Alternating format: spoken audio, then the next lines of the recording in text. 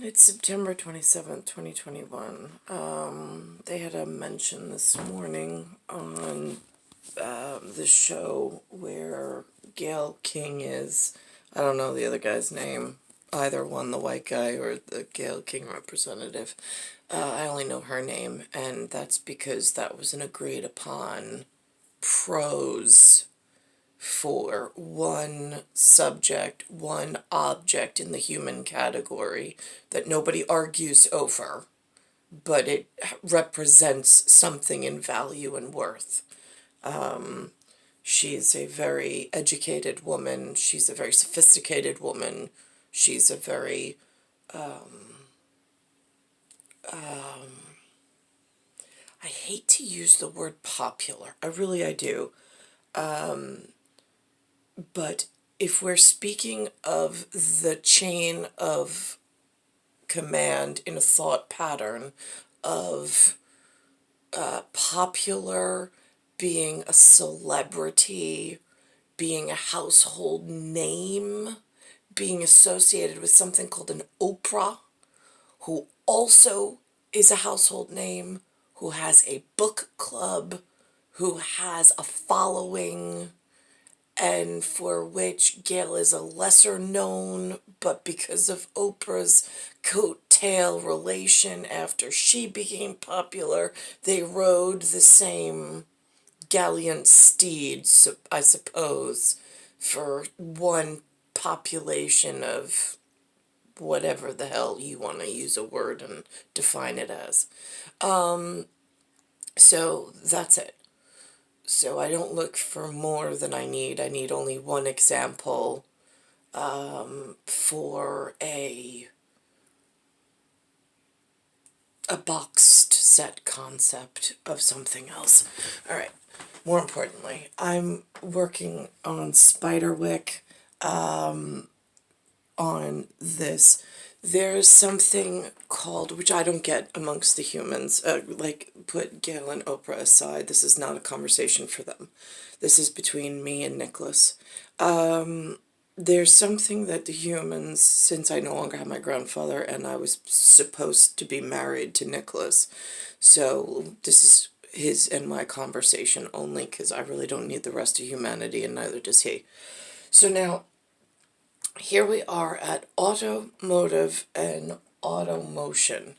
The humans at my level in Test Kitchen at the tailpipe of poverty, but with a roof over the head for now, in this flag concept of however they structured that deal.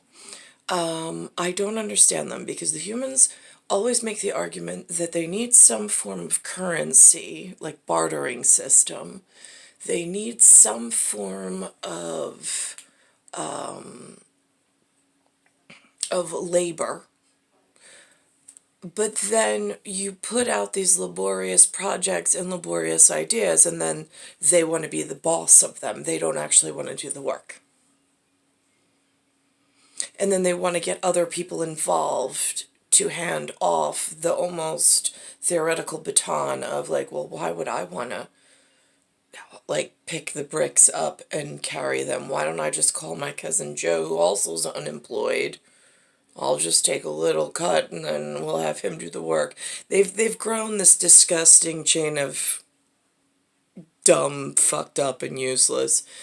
They call it the American economy. I'm not really impressed. I think it's a horribly laid foundation. But, so my thing is that when you have humans in motion and you have an automotive, when we do criminal investigation forensics, you always look for the motive. Like at low end, I mean, like when they're playing detective, it's like, well, why do you think that they would have done that in motive?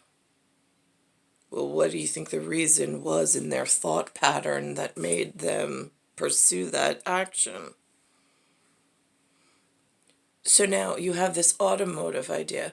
Then you have automotive in industry where they wanted to speed up the process and make the process better or the process faster or the process more obtainable.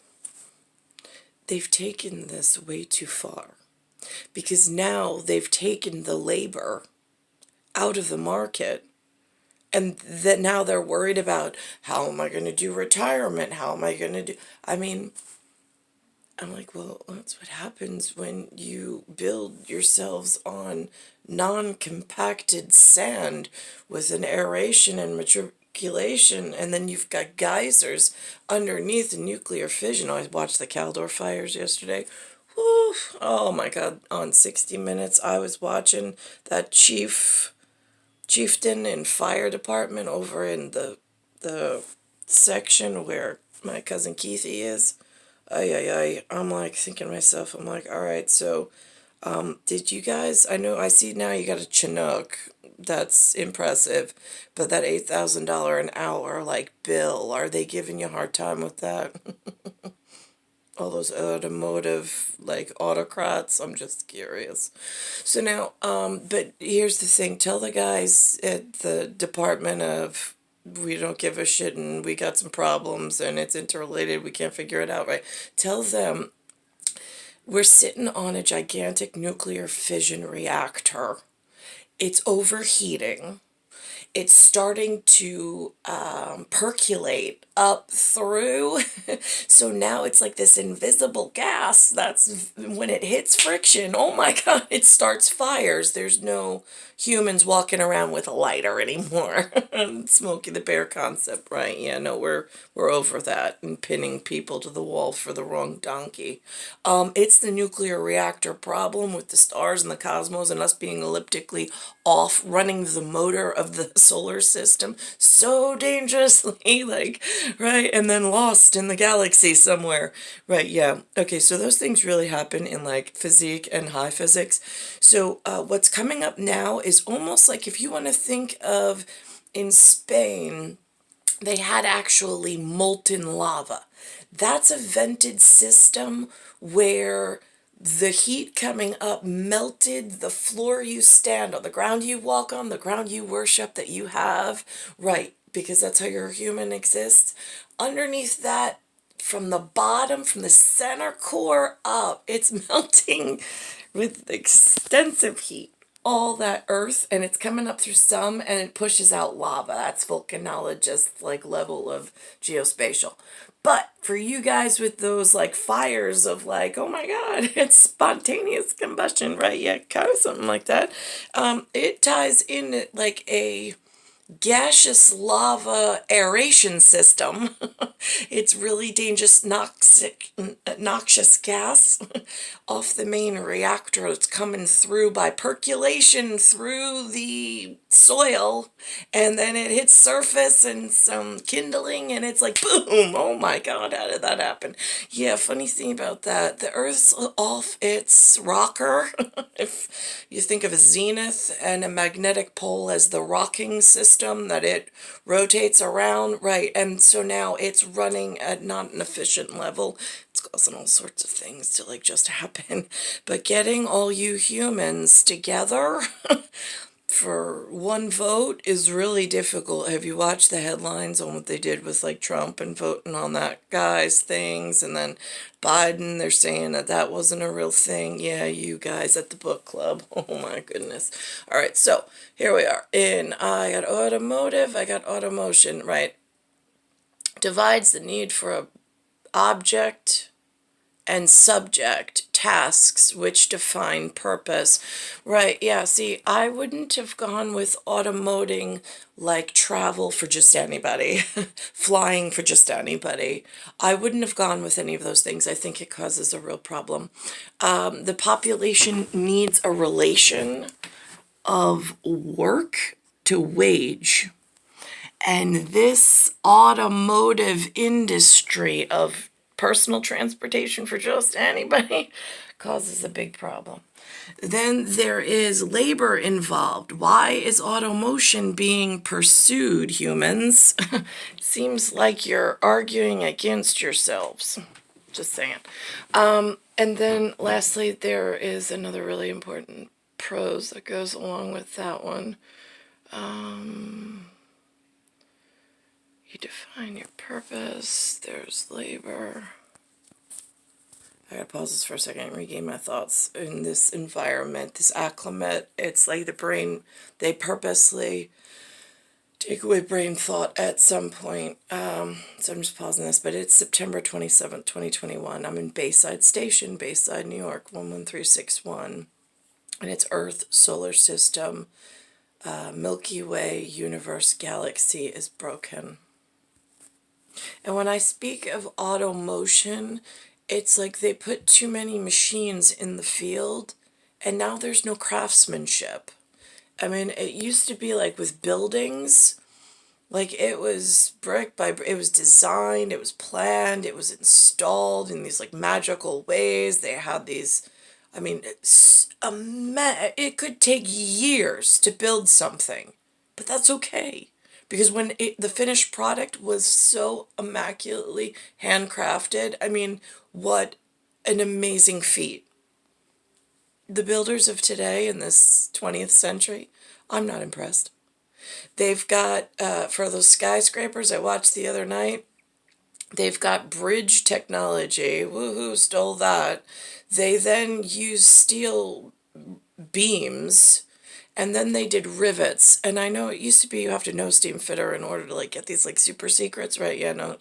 Now they just have it on TV, television, for a little lady trapped in the field. So a rivet is something that has a head on it and no threads on the rod.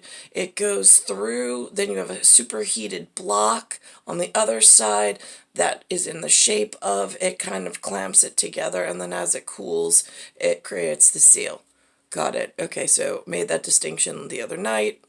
A human on a television program told me, I don't know what his name was. There was only one in my visual cortex and on my podcast to my television via Verizon delivery carrier service. For that, thank you. And so that's why I don't understand why they wanted to take the craftsman out of it, the trade, the skill, the importance. It's like they've made everything a non-acceptable career possibility in this urbanite development of New York City. It's a horrible place to live. It's ugly. It's painful because like Lynn and Anthony last night, they were watching the show with the Caldor fires and the Dixie fire. And they're like, oh my God, I would hate to live over there with all those fires and stuff. And I'm like thinking to myself, I'm like, yeah, they got something that you could put your finger on and say exactly what it is. I'm still working on getting them to recognize the fact that the city's shaking. It's like shaken baby syndrome right now is how it feels like in New York City when I walk, and it is really, really painful, but it's not as easy to explain as a big old fire in the forest. That's much easier to explain. Just saying. Star 1978, star 8378, Nicole Cattaruzza.